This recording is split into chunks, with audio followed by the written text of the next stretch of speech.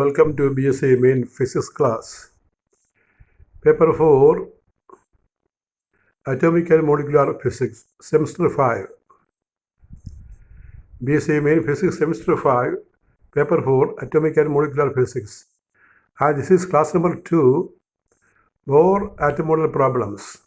Problems from Bohr atomic model, Semester 5. ഇത് B S C main ഫിസിക്സിൻ്റെ ക്ലാസ്സാണ്. Semester 5 രണ്ടാമത്തെ ക്ലാസ്സാണിത്. Bore atom മോഡലിൻ്റെ പ്രോബ്ലമാണ്. Atomic and molecular physics പേപ്പറിൽ നിന്നുള്ളതാണ്. ചാപ്റ്റർ വെക്ടർ ആറ്റം മോഡൽ എന്നുള്ള ചാപ്റ്ററാണ്. Vector atom model chapter. അപ്പോൾ അതിൽ ഈ ബോർ മോഡലിലെ പ്രധാനപ്പെട്ട പ്രോബ്ലമാണ് ഇവിടെ ചെയ്യുന്നത്. First problem. അപ്പോൾ ഈ പ്രോബ്ലം എല്ലാം നിങ്ങളുടെ പേപ്പർ 1 ക്വാണ്ടം മെക്കാനിക്സിനകത്ത് വരുന്നതാണ്. കുറച്ച് മിക്കവാറും എല്ലാ പ്രോബ്ലം ക്വാണ്ടം മെക്കാനിക്സിനകത്തും ഇതേ പ്രോബ്ലത്തിൽ റിപ്പീറ്റ് ചെയ്ത് വരാവുന്നതാണ്. അവിടെയും ബോർ മോഡൽ പഠിക്കാറുണ്ട്. Calculate the energy and radius of first and second Bohr orbit of H atom. Take data from tables. Calculate the energy and radius of first and second Bohr orbit of H atom. Take data from tables. Bohr ആറ്റത്തിലെ ഏതെങ്കിലും orbit അവിടെയുള്ള ഇലക്ട്രോണിൻ്റെ എനർജിയും ആ orbit radius കണ്ടുപിടിക്കണം.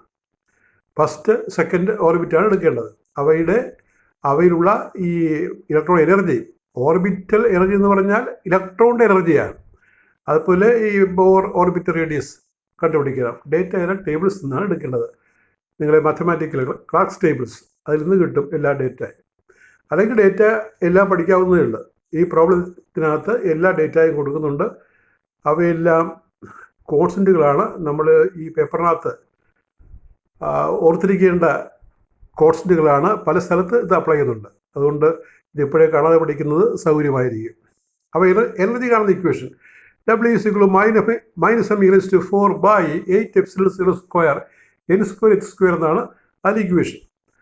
Energy of nth orbit W -m (4/8ε0² n²h²). ഇത് purely H ആറ്റത്തിലാണ് പറയുന്നത്.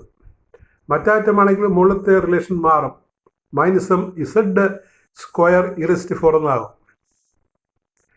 ഇവിടെ ഈ മാസ് ഓഫ് ഇലക്ട്രോൺ 9.1 × 10⁻³ കിലോഗ്രാം ആണ്. Electronic charge 1.6 × 10⁻⁹ coulomb. ε0 8.85 × 10⁻12 മോളാണ്. Farad per metre. HS is 0.626 × 10⁻34 joule second. സെക്കൻഡിൻ്റെ എസ് ചെറിയ അക്ഷരം വേണം, സ്മോൾ ലെറ്റർ. അപ്പോൾ ഇവയെല്ലാം നമ്മൾ ബൈഹാർട്ട് ചെയ്യേണ്ട കോൺസ്റ്റൻറ്റുകളാണ്. ഇൻ കേസ് മറന്നു പോയാൽ ക്ലാസ് ടേബിൾസിൻ്റെ ഈ കവർ പേജിൽ അവസാന പേജിലായിട്ട് കൊടുത്തിട്ടുണ്ട്. അപ്പോൾ അതങ്ങോട്ട് സബ്സ്റ്റിറ്റ്യൂട്ട് ചെയ്യണം. ആ മോളിൽ സബ്സ്റ്റിറ്റ്യൂട്ട് ചെയ്യുമ്പോൾ എന്ത് കിട്ടും എന്ന് നോക്കാം നമുക്ക്. അത് നമ്മൾ കൊടുക്കുമ്പോൾ കിട്ടുന്നത് W is equal to -9.1 × 10⁻31 × 1.6 × 10⁻19 raised to 4 × 8 × ε0². 8.85 × 10⁻12² n നമ്മളത് എപ്പോൾ തന്നെ ഇടുകയാണ്. അതിന് കാരണം ഫസ്റ്റ് ഓർബിറ്റിൻ്റെയും സെക്കൻഡ് ഓർബിറ്റിൻ്റെയും പ്രത്യേകം കാണാനുള്ളത് കൊണ്ടാണ്. അപ്പോൾ ഒരു ജനറൽ ഇക്വേഷൻ കണ്ടുപിടിച്ചാൽ അവസാനം n1 ഉം n2 ഇട്ടാൽ മതി. അതുകൊണ്ട് n² അതേപടി കീപ്പ് ചെയ്തിട്ട് കാൽക്കുലേറ്റ് ചെയ്യുക. n² × 6.626 × 10⁻34 അത്രയും ജൂളാണ്. ജൂൾ EV ആക്കാനായിട്ട്, ഇലക്ട്രോൺ വോൾട്ട് ആക്കാനായിട്ട് 1.6 × 10⁻⁻19 കൂടി ഹരിച്ചാൽ മതി. എപ്പോഴും നമ്മൾ ഈ ഓർബിറ്റിലെ എനർജി ഇലക്ട്രോൺ വോൾട്ട് യൂണിറ്റിലാണ് എക്സ്പ്രസ് ചെയ്യുന്നത്, അല്ലാതെ ജൂളിലല്ല. അപ്പോൾ ജൂളിലുള്ള യൂണിറ്റിനെ ഇലക്ട്രോൺ വോൾട്ട് ആക്കാനായിട്ട് 1.6 × 10⁻⁻19 കൊണ്ട് ഡിവൈഡ് ചെയ്താൽ മതി. കാരണം 1 joule is equal to 1.6 × 10⁻⁹ 1 EV is equal to 1 electron volt is equal to 1.6 × 10⁻⁻19 ജൂളാണ്. അപ്പോൾ ഈ മോളിൽ കാണുന്ന ഫസ്റ്റ് സ്റ്റെപ്പ് അതിനെ 1.6 × 10⁻⁻19 കൊണ്ട് ഡിവൈഡ് ചെയ്യുമ്പോൾ അത് താഴെ എഴുതാതെ ആ പവർ 4 ബലം 3 എന്ന് എഴുതിയിരിക്കുകയാണ്. ആ 3 പ്രത്യേകം വരച്ചു വെച്ചിട്ടുണ്ട്. അപ്പം മോളിൽ 4 എന്നുള്ള പവർ രണ്ടാമത്തെ സ്റ്റെപ്പിൽ വരുമ്പോൾ 3 ആകുന്ന കാര്യം നോക്കുക. കാരണം ജൂൾ EV ആയിട്ട് മാറുന്നതാണ്. EV ജൂൾ കൺവേർഷൻ എന്ന് പറയുന്നത് 1 EV ഈസ് 1.6 ഇൻറ്റു 10⁻⁻19 ജൂൾ എന്നാണ്. അപ്പോൾ അത് നമ്മൾ ചെയ്യുമ്പോൾ ശരിക്കും പറഞ്ഞത് ചെയ്യുക പോലും വേണ്ട, ഓർത്തിരുന്നാൽ മതി. ഈ വാല്യൂ വളരെ പ്രധാനപ്പെട്ട സംഖ്യയാണ്. W -13.6 by n square EV. അപ്പോൾ എച്ചാറ്റത്തിൽ ഏതെങ്കിലും ഓർബിറ്റിൻ്റെ ഫസ്റ്റോ സെക്കൻഡോ തേർഡോ ജനറലായിട്ട് ഒരു ഓർബിറ്റിൻ്റെ എനർജി നമ്മൾ കണ്ടുപിടിച്ചാൽ കിട്ടുന്നത് W -13.6 by n square EV എന്ന് കിട്ടും. EV എഴുതുമ്പോൾ പ്രത്യേകം നോക്കുക, ഈ small letter V capital letter ഇടയ്ക്ക് കുത്തൊന്നും പാടില്ല, ഇൻറ്റൊന്നും പാടില്ല. ഒറ്റ ഒരു ക്വാണ്ടിറ്റി ആയിട്ടുള്ള EV ഒരു യൂണിറ്റാണത്. ഈ റേഡിയൻ എന്നൊക്കെ പറഞ്ഞ പോലെ ഒറ്റ സ്റ്റെപ്പാണ്. ഈ ഡോട്ട് നിന്ന് എഴുതാൻ പാടില്ല. ഇനി ഫസ്റ്റ് ഓർബിറ്റിൻ്റെ എനർജി കാണാനായിട്ട് n1 ഇട്ടാൽ മതി. അപ്പോൾ W1 is equal to -13.6 by 1 square. 1 square is 1. We get -13.6 EV. For second orbit, n is equal to 2.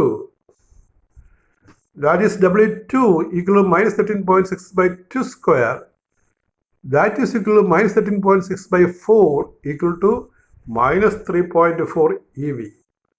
Answer. ഇനി ഇതിൻ്റെ കൂടെ റേഡിയസ് കൂടി ചോദിച്ചിട്ടുണ്ട്. Radius is also a question. Radius, what is the equation for radius? Radius of nth orbit R is equal to epsilon 0 n square h square by pi m e square. റേഡിയസും കൂടി നമ്മൾ കണ്ടുപിടിക്കണം. റേഡിയസിൻ്റെ equation നമുക്കറിയാം, നമ്മൾ കഴിഞ്ഞ ക്ലാസ്സിൽ പഠിച്ചതാണ്. epsilon 0 n square is h square by pi m e square. ഇവിടെയും value ഒന്നുകൂടി റിപ്പീറ്റ് ചെയ്യുകയാണ്. നേരത്തെ ഉള്ളത് m is 9.1 into 10⁻⁻31 kilogram, e 1.6 into 10⁻⁻19 coulomb, epsilon 0 8.85 into 10⁻⁻12 per meter, h 6.626 into 10⁻⁻34 joule second. S small letter. നേരത്തെ data തന്നെ അത് paste ചെയ്തതാണ്, അതുകൊണ്ട് അങ്ങനെ തന്നെ ഇരിക്കുന്നത്. അപ്പോൾ ഇത് സബ്സ്റ്റിറ്റ്യൂട്ട് ചെയ്യണം നമ്മൾ റേഡിയസ് നേടാനായിട്ട്.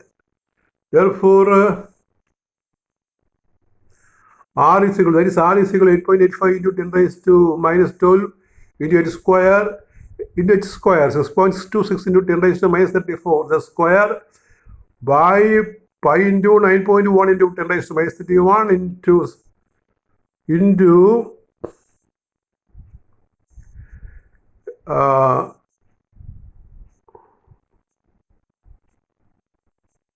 e square 1.6 into 10⁻⁻19 square, and that we get as 0.53 n square into 10⁻⁻10 meter.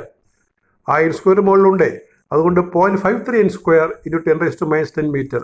ഈ 10⁻⁻10 മീറ്റർ ആങ്സ്ട്രം എന്ന് പറയും. അപ്പോൾ അതുകൊണ്ട് നമുക്ക് എഴുതാം R is equal to 0.53 n square angstrom, 0.53 n square angstrom, since 1 angstrom is equal to 10⁻⁻10 meter. അപ്പോൾ അതാണ് radius of any orbit. First orbit radius കാണാൻ n1 ഇടുക. So radius of first orbit R1 is 0.53 into 1 square, 0.53 angstrom. For second orbit R2 is 0.53 into 2 square equal to 0.53 into 4 equal to 2.12 angstrom. Next problem.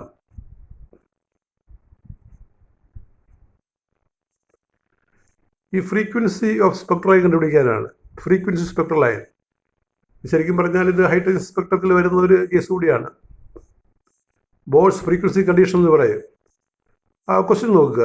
obtain an expression for frequency spectral line emitted as per Bohr atom model. Bore atom model പ്രകാരം emit ചെയ്യുന്ന spectral ലൈനിൻ്റെ frequency എത്രയാണെന്ന് കണ്ടുപിടിക്കുക. Bore atom model പ്രകാരം ആറ്റത്തിന് transition ഉണ്ടാകുമ്പോൾ അതിൻ്റെ line spectral line emit ചെയ്യും. അതിൻ്റെ ഫ്രീക്വൻസിയുടെ ഇക്വേഷൻ എന്താണ്? ഹയർ ഓർബിറ്റിൽ നിന്ന് ലോവറിലേക്ക് ഇലക്ട്രോൺ ജമ്പ് ചെയ്യുമ്പോൾ ആ പ്രത്യേക ഫ്രീക്വൻസിയുള്ള റേഡിയേഷൻ എമിറ്റ് ചെയ്യും. അത്തരം റേഡിയേഷൻ്റെ ഫ്രീക്വൻസി എന്താണ്, അതിൻ്റെ ഫോർമുല കണ്ടുപിടിക്കുക. Solution by Bohr's postulate W2 - W1 is hν. നമ്മൾ 4ാമത്തെ പോസ്റ്റുലേറ്റ് പഠിച്ചതാണ്. ഹയർ ഓർബിറ്റിൽ നിന്ന് ലോവറിലേക്ക് ഇലക്ട്രോൺ ജമ്പ് ചെയ്യുമ്പോൾ energy difference of the orbits W2 - W1 is hν. hν energy of photon. ഡബ്ല്യുവിൻ്റെ ഇക്വേഷൻ എന്താണ്? Minus M E raise to 4/8 epsilon 0 square N square H square.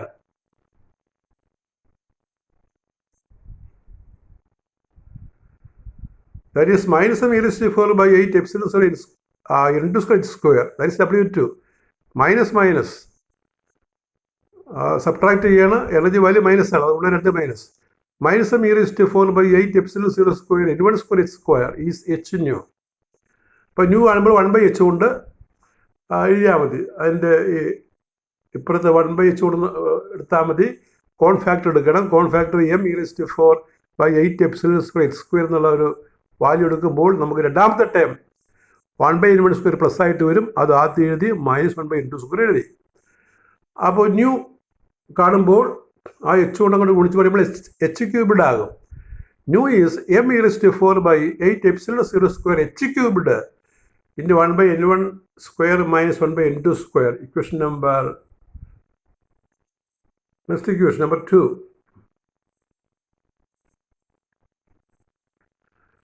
അടുത്ത step നമുക്ക് വായിക്കാം.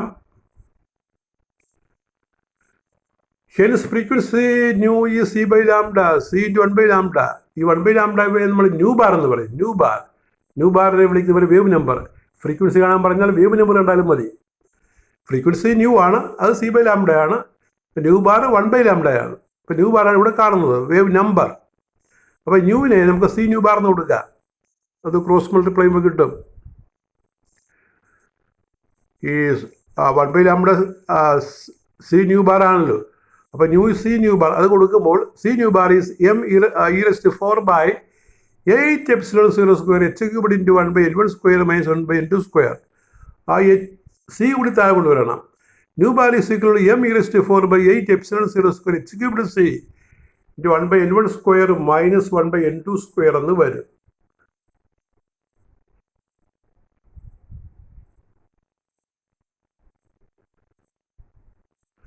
Put the constant m e raised to 4/8 epsilon 0 square h cubed c equal to r. Rydberg constant എന്ന് പറയും. Rydberg constant ഈ m e raised to 4/8 epsilon 0 square h cubed c നമ്മൾ capital R എന്ന് വിളിക്കും. അങ്ങനെ വിളിച്ചാൽ അതിൻ്റെ പേരാണ് Rydberg constant. Rydberg constant RYDBRG' constant. Therefore, new bar is r into 1/n1 square -1/n2 square എന്ന് പറയും. ഈ ആറിൻ്റെ വാല്യൂ ആ കാണുന്നത് നമ്മൾ കാൽക്കുലേറ്റ് ചെയ്താൽ കിട്ടുന്നത് 1.097 into 10⁻⁷ meter raised to -1 or per meter. 1.097 into 10⁻⁷ meter raised to -1. ഈ ഇക്വേഷൻ ഉണ്ടല്ലോ, new bar is r into 1/n1 square -1/n2 square. ആ ഇക്വേഷനെ വിളിക്കുന്ന പേരാണ് Bohr's frequency condition. This relation is called Bohr's frequency condition. ഈ wave number ഇക്വേഷനെയാണ് Bohr's frequency condition എന്ന് പറയുന്നത്. ചില ബുക്കിനകത്ത് W2 - W1 h nu Bohr's frequency കണ്ടീഷനായിട്ട് പറയും. രണ്ടും ഒന്ന് തന്നെയാണ്. അപ്പോൾ ന്യൂ ബാർ എഴുതിയാൽ നമുക്ക് r into 1/n1 square -1/n2 square എന്ന് കിട്ടും. അത് മോസ്റ്റ് ബുക്കിൽ ഇതാണ് ബോർഡ്സ് ഫ്രീക്വൻസി കണ്ടീഷൻ എന്ന് പറയുന്നത്.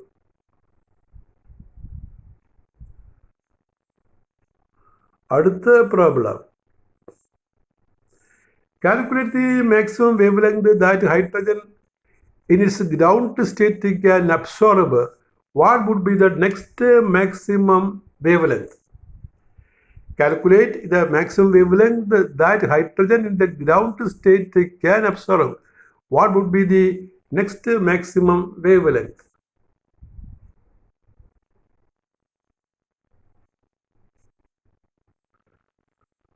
ഇപ്പോൾ ഗ്രൗണ്ട് സ്റ്റേറ്റ് എനർജി നമ്മൾ പറഞ്ഞല്ലോ, n = 1 സ്റ്റേറ്റ്, അത് -13.6 ആണ്. n = 2 ആണെങ്കിൽ -3.4 ആണ്. അതായത് 13.6/n² 2 സ്ക്വയർ ആണ്. Ground state energy W1 is -13.6 eV. First excited state, ഈ സെക്കൻഡ് സ്റ്റേറ്റിനെ വിളിക്കുന്ന പേരാണ് ഫസ്റ്റ് എക്സൈറ്റഡ്. തേർഡ് സ്റ്റേറ്റിനെ വിളിക്കുന്ന പേരാണ് second excited. First excited state energy W2 -3.4 eV. Excited സ്റ്റേറ്റും ഒന്ന് ഓർക്കണം കേട്ടോ. ഫസ്റ്റ് എക്സൈറ്റഡ് എന്ന് പറഞ്ഞാൽ അത് സെക്കൻഡ് സ്റ്റേറ്റ് ആണ്, n = 2 സ്റ്റേറ്റ് ആണ്. സെക്കൻഡ് എക്സൈറ്റഡ് എന്ന് പറഞ്ഞാൽ അത് n = 3 സ്റ്റേറ്റ് ആണ്. Second excited state W3 = minus 13.6/3² ആണ്. ആ 3² അവിടെ ഇല്ല. ആ 3² തരണേ. മൈനസ് 13.6/9 എന്ന് എഴുതണം. മൈനസ് 13.6/9 എന്ന് കൊടുക്കണം കേട്ടോ. അവിടെ ഇതിവിടെ minus 13.6/9. Lambda is maximum when nu is minimum. ലാംഡയും ന്യൂവും റെസിപ്രോക്കൽ റിലേഷൻ ആണല്ലോ വരുന്നത്. C is nu lambda. ഒന്ന് കൂടിയാൽ മറ്റേ കുറയും, അങ്ങനെയാണ്. Lambda is maximum when nu is minimum. That is, അപ്പോൾ ഇവിടെ മാക്സിമം വാല്യൂ കാണണമെങ്കിൽ ന്യൂ മിനിമം ആയിരിക്കണം, W2 - W1 മിനിമം ആയിരിക്കണം. That is W2 - W1 is minimum. കാരണം W2 - W1 H ന്യൂ ആണല്ലോ. ന്യൂ മിനിമം ആണെങ്കിൽ W2 - W1 മിനിമം ആയിരിക്കണം.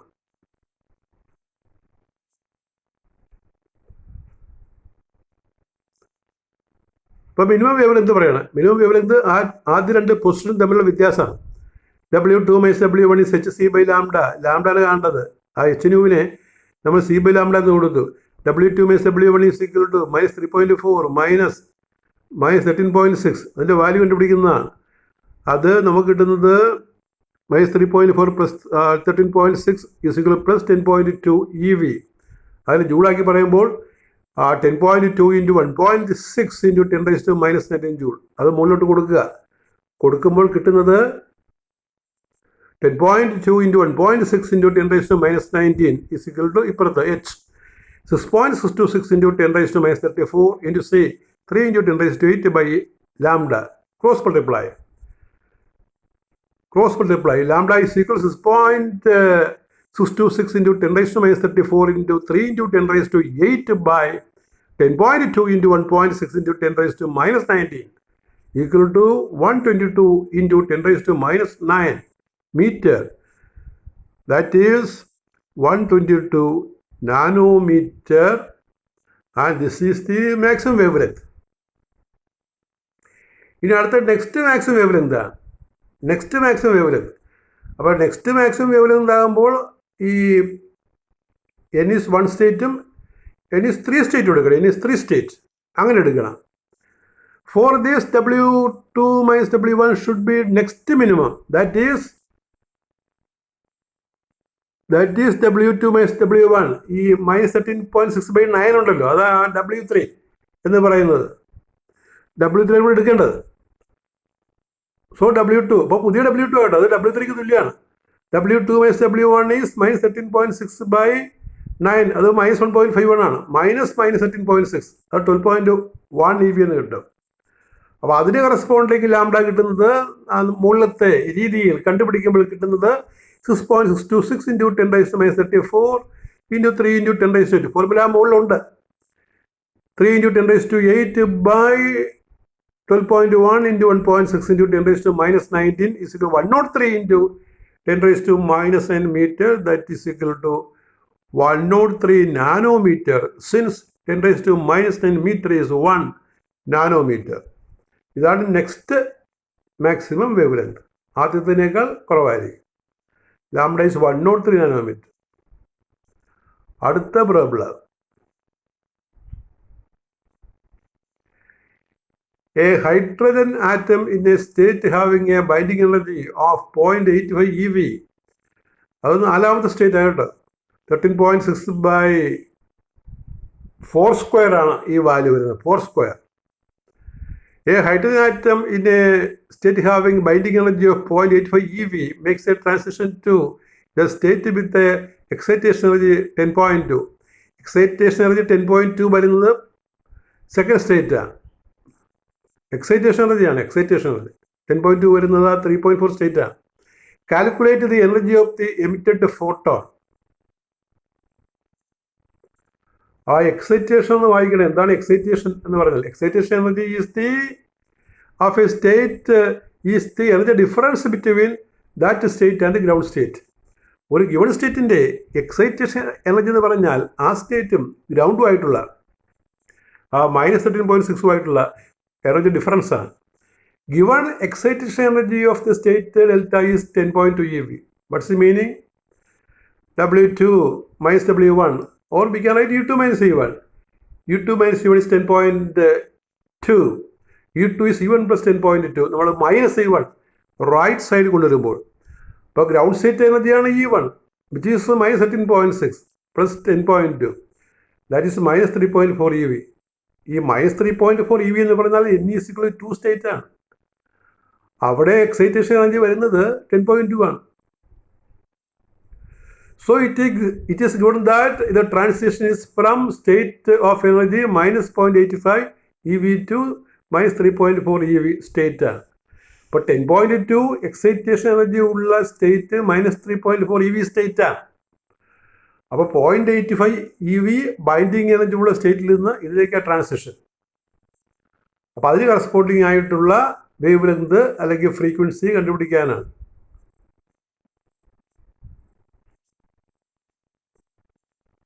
ഇവിടെ energy of the emitted photon. ഇപ്പോൾ എമിറ്റഡ് ഫോട്ടോൺ എനർജി കണ്ടുപിടിക്കാനാണ്. W2 minus W1 is H nu equally energy of photon W2 minus 0.85 W1 minus 3.4 is H nu. Energy difference minus 0.85 minus 3.4 equal to 0.55 EV. Note here minus 0.85 corresponds to N=4 state. Minus 3.4 EV corresponds to N=2 state. Therefore, the transition is from N=4 to N=2 state.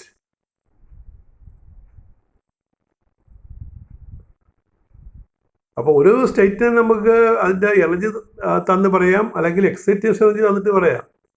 ഓർത്തിരിക്കണം, second energy സ്റ്റേറ്റിനെ നമ്മൾ first excitation state എന്നാണ് പറയുന്നത്. Third energy സ്റ്റേറ്റിനെ second excitation state എന്നാണ് പറയുന്നത്. Excitation എന്ന് പറയുമ്പോൾ എപ്പോഴും ഒരു എണ്ണം കുറച്ചാണ് പറയുന്നത്. N=2 state is equal to first excitation state.